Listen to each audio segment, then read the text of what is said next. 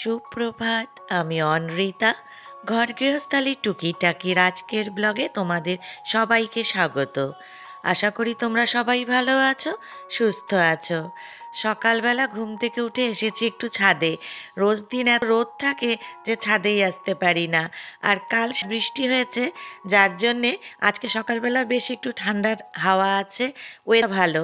কিন্তু এই যে ছাদটা ভেজা, যার জন্যে বেশিক্ষণ আর হাঁটতে পারলাম না।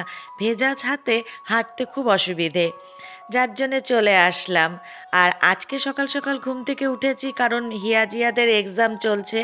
আর আজকে ওদের লাস্ট, মানে আজকেই ওদের পরীক্ষা শেষ হবে। তো কালকে রাতে শোয়ার সময় বারবার বলে শুয়েছে যে মা ভোর ভোর ডেকে দিও। তো ওদেরকে সকালবেলা ঘুম থেকে উঠে আগে তুলে দিলাম, যার জন্য আমিও সকাল সকাল উঠে পড়েছি। আর সকালবেলায় উঠলে দেখবে বেশ ভালো লাগে। সকালবেলায় যে চারিদিকে যেটা সুন্দর একটা পরিবেশ থাকে, খুব ভালো লাগে। ওঠার সময় একটু আলসেমও লাগে বটে, কিন্তু উঠলে পরে কিন্তু সত্যি মনটা ভালো লাগে। তো কিছুক্ষণ ছাদে থেকে চলে আসলাম। এখন আস্তে আস্তে এদিকের কাজকর্ম শুরু করি। আর হিয়াজিয়া তো ঘুম থেকে উঠে ওরা পড়তে বসে গিয়েছে। আসলে এত সকালবেলায় আমি সাধারণত ওদের তুলে দেই না, বিশেষ করে পরীক্ষার সময় যদি শরীর খারাপ হয়। কিন্তু আজকে যেহেতু লাস্ট পরীক্ষা, তাই খুব একটা আর ভয় নেই। তো ওই জন্য তুলে দিয়েছি যে দুপুরবেলায় এসে বেশ কিছুক্ষণ ঘুমিয়ে নিতে পারবে। আর এখন একটু বারান্দায় এসে দাঁড়ালাম। ওই যে বললাম আজকে বেশ সকাল সকাল উঠেছি, তাই হাতে বেশ কিছুটা সময় রয়েছে। আর আর এই জায়গাটা হলো আমার সব থেকে প্রিয় জায়গা। এখানে এসে দাঁড়াতে যে আমার কি ভালো লাগে। তবে জানো তো, এখানটায় এসে দাঁড়াই যদি সকালবেলায় বারান্দাটায়, বেশ সুন্দরভাবে সময় কেটে যায়। মানে এখানটায় দাঁড়ালে মন ভালো হয়ে যায়, কারণ রাস্তা দিয়ে লোকজন যেতে থাকে। আর এই মাঠে যে কত ছোট ছোট ছেলেমেয়েরা ক্রিকেট খেলে, দেখতেও ভালো লাগে।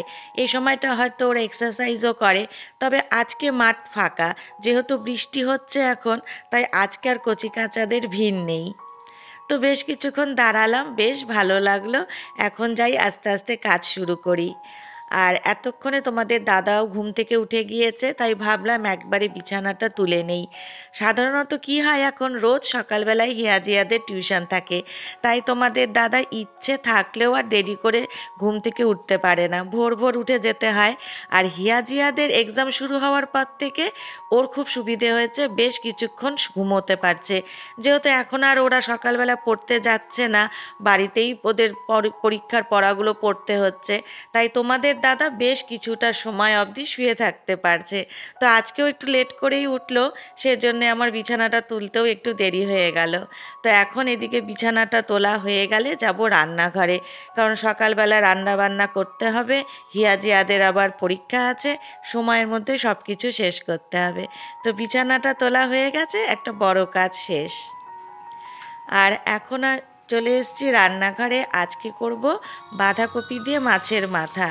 তো আজকের বাঁধাকপিটা না খুব ভালো ছিল জানো। মানে সাধারণত এই সময়ে ভালো হয় না, কিন্তু আজকের বাঁধাকপিটা এত ভালো মজে গিয়েছে যে কি বলবো, এতটাও আমি আশা করিনি। তো এই সময়ের বাঁধাকপিটা সাধারণত খুব একটা টেস্ট হয় না, কিন্তু খুব ভালো ছিল।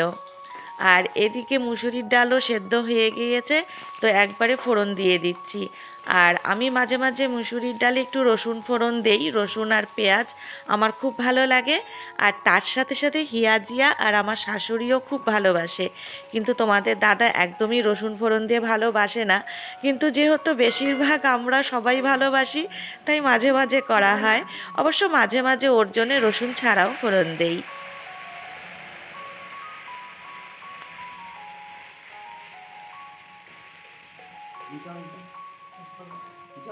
আর ঘরে ছিল অল্প করে ধনেপাতা, সেটাও দিয়ে দিলাম। মুসুরির ডালে ধনেপাতা দিলে গন্ধটা এত ভালো লাগে। এখন ধনেপাতা বাজারে ওঠে, কিন্তু বড্ড দাম, যার জন্য একদমই বেশি আনা যায় না। আর এদিকে বাঁধাকপির ঘন্টটাও হয়ে গিয়েছে, এবারে হিয়াজিয়াকে আগে খেতে দিয়ে দেই। আর এই যে এদিকে হিয়াজিয়া এই সময়টা যা হয় বইয়ের থেকে আর চোখ সরে না, মানে লাস্ট মুহূর্ত অবধি যতটা দেখা যায়। তবে সত্যি কথা বলতে কি, আমাদের ছোটবেলায় আমি নিজেও এরকমই ছিলাম, সেই পরীক্ষার হলে ঢোকার আগ অবধি মনে হয় যেন আরেকটু দেখে নিলে ভালো হতো। আর আরেকটা জিনিস হতো কি বলতো, ঠাকুরের কাছে যেমন প্রার্থনা করতাম যে সব যেন কমন পাই, পরীক্ষা যেন ভালো হয়, ঠিক সেরকমই আরেকটা প্রার্থনা থাকতো, ঠাকুর যেন আজকে অমুক দিদিমণি গার্ডে পড়ে। মানে দেখবে সবারই স্কুলে কিছু দিদিমণি থাকে যারা হয়তো বেশ কড়া, আবার কিছু টিচার আছেন যারা বেশ একটু শান্ত নরম প্রকৃতির। তো সবাই কিন্তু মনে মনে প্রে করতাম আজকে যেন কোনো কড়া টিচার আমাদের গার্ড না পারে। তো হিয়াজিয়াকেও দেখি এগুলো নিয়ে কথা বলতে, একজন আরেকজনকে বলতে থাকে, বুনু আজকে কি অমুক দিদিমণি পড়বে না কি রে।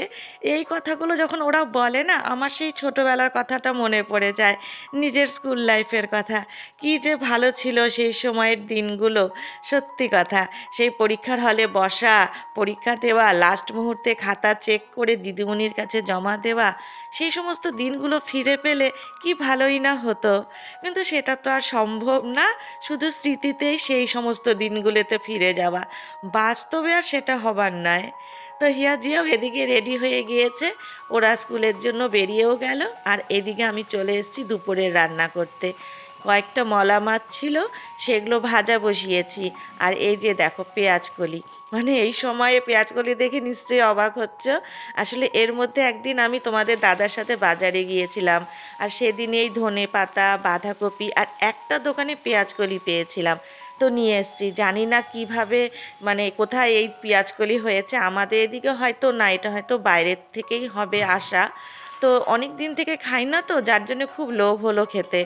দেখবে খুব সহজে আমরা যেটা পাই সেটার প্রতি তেমনভাবে আমাদের আকর্ষণ থাকে না, আর যেটা সহজে পাই না সেদিকেই ঝোঁকটা বেশি। যখন পেঁয়াজকলির সিজন আসবে তখন মনে হয় না যে খাই, কিন্তু এখন যেহেতু সিজন নেই তাই ইচ্ছে হচ্ছে যে এটা খাই। কিন্তু আমার মা একদমই না এরকম খেতে দিতে চায় না, মানে অফ সিজনে যেগুলো পাওয়া যায় সেটা খেতে দিতে চায় না। বলে যে এমনিতেই চারিদিকে যে ওষুধপত্র, এগুলো এখন নাই বা খেলি। আর এই যে দেখো পরীক্ষা দিয়ে চলে এসছে হিয়াজিয়া, আর আজকের মুখের হাসিটা দেখলে, একেবারে হাসি আজকে আর মুখ থেকে সরছে না। আজকে যেহেতু লাস্ট এক্সাম হয়ে গেল, আজকে খুব খুশি, এখন আর তাড়াহুড়ো করে পড়তে বসার চাপ নেই। এখন একদম আজকে তো অন্ততপক্ষে সারাটা দিন আর বই নিয়ে বসবে না, জানা কথা। তা আজকে আর বলবো না, আজকের দিনটা একটু থাক, ওদের মতন আনন্দ করুক। আর এই যে এখন বসে গিয়েছে বলতে আজকে পরীক্ষার হলে কি হলো না হলো, কে বকা খেলো, কোন দিদিমণি গার্ড পড়েছিল, সমস্ত কিছু। আর এখানে একটা আপেল কেটে দিলাম, এবারে হিয়াজিয়া কখন খাবে জানি না, একটা আপেলই দুজনকে দিয়েছি, তাও সহজে খাবে না জানো, এই আমার এক অসুবিধে। আজকে হিয়াজিয়াদের পরীক্ষা শেষ হলো, যার জন্য আজকে এখন একটু বেরোবো, বেরোবো বলতে যাব মা বাবুর কাছে। আমি তো মাঝে মধ্যেই যাই, কিন্তু হিয়াজিয়া অনেক দিন হয়ে গেছে যে যায় না দিদুন আর দাদুর কাছে। তো আজকে পড়া নেই আজকে, তো কালকের থেকে তো আবার সব প্রাইভেট শুরু হয়ে যাবে, তো ওই জন্য বললো যে মা চলো এখন যাই। তো আজকে তাড়াতাড়ি সব হয়ে গিয়েছে, আমাদের খাওয়া দাওয়াও কমপ্লিট, এখন যাব ওই বাড়িতে কিছুক্ষণ থাকবো, তারপরে যাব মেয়ে দুটোকে নিয়ে আজকে একটু চুল কাটাতে। খুব চুল উঠছে মেয়ে দুটোর জানো, মানে এত চুল উঠছে যে কি বলবো। তো ওই জন্য ভাবলাম কি যে একটু চুলটা ছোট করে কেটে দেই, তাহলে পরে যদি একটু চুল ওঠাটা বন্ধ হয়। আর কিছুই করতে পারে না, চুলের যত্ন তো দূরের কথা, একটু ভালো করে শ্যাম্পুও করতে পারে না, ওটাও আমাকে করে দিতে হয়। ওই জন্য ছোট করলে আমারও একটু সুবিধেই হয়।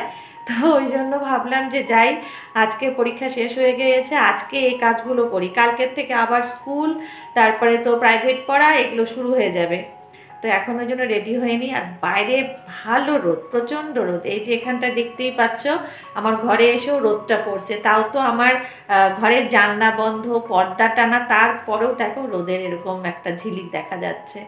তো দেরি করব না, কারণ যেহেতু বললাম আবার চুল কাটাতে যাব, তাহলে তো মা বাবুর ওখানে গিয়ে বসারই সময় পাবো না, ওই জন্য একটু তাড়াতাড়ি যাব, ওখানে কিছুক্ষণ বসে তারপরে মেয়ে দুটোকে নিয়ে যাব চুল কাটাতে।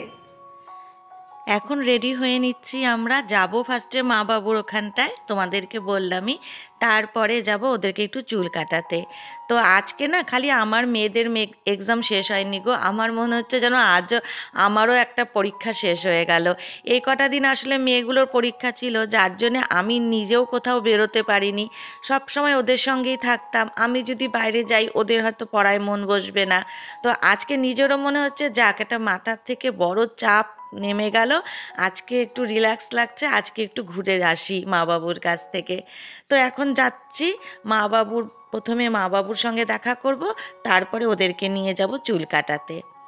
আর যাওয়ার আগে নিয়ে যাব কয়েকটা টিফিন বাটি, মানে মার বেশ কয়েকটা টিফিন বাটি আমার এখানে জমে গিয়েছে।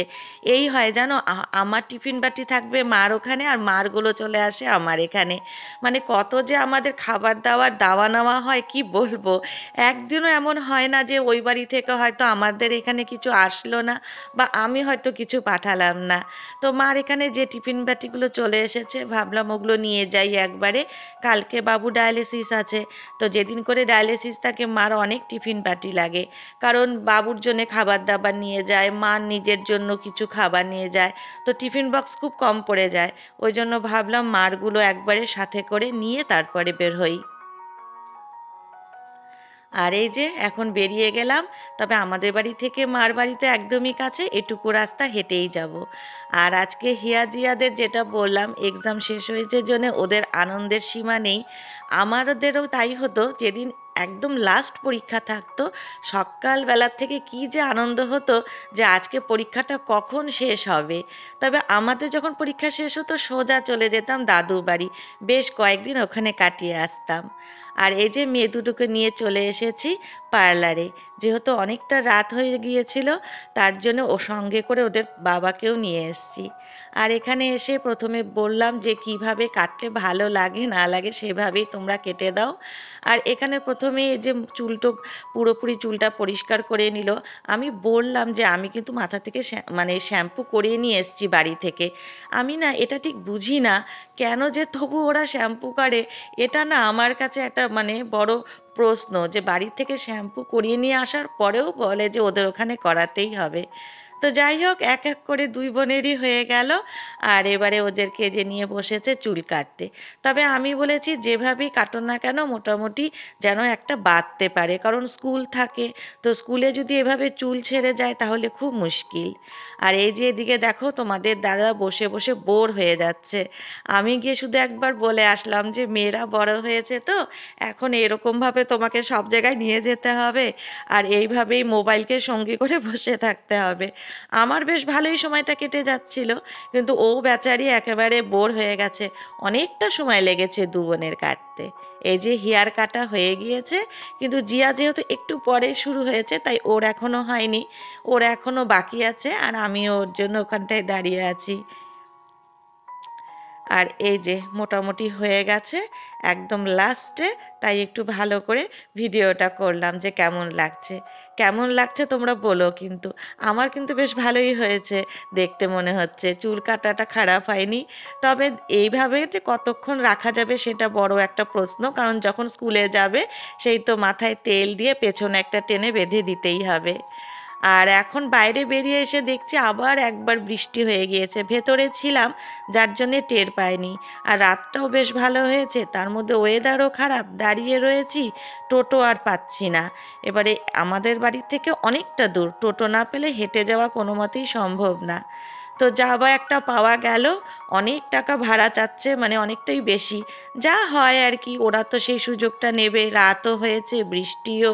তো যাই হোক, উপায় নেই, এখন আর বেশি দরদাম করে লাভ নেই, তাই উঠে পড়লাম। আর বাড়িতে এসে হাত মুখ ধুয়ে এখন জামা কাপড় গুছিয়ে নিচ্ছি, কারণ কালকে সকালে যাব দিদি ভাইয়ের বাড়ি। মেয়ে দুটোর পরীক্ষা হয়েছে, আর আমার দিদির মেয়েরও পরীক্ষা সবে শেষ হলো। তো ভাবলাম এই সময়টাই ভালো, এই একদিন দুই দিনের মধ্যেই ঘুরে আসি।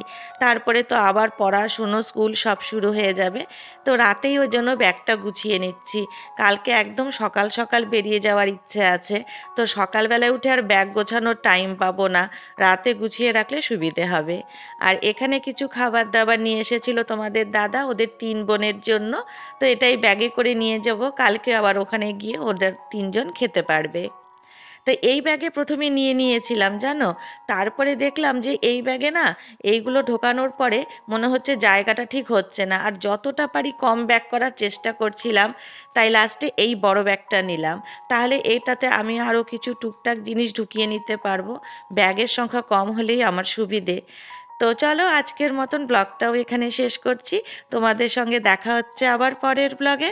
যদি তোমাদের আমার আজকের ব্লগটা ভালো লেগে থাকে প্লিজ একটা লাইক আর কমেন্ট করে দিও, আর আমার চ্যানেলটাকে সাবস্ক্রাইব করে দিও। তোমাদের সঙ্গে দেখা হবে আবার পরের ব্লগে।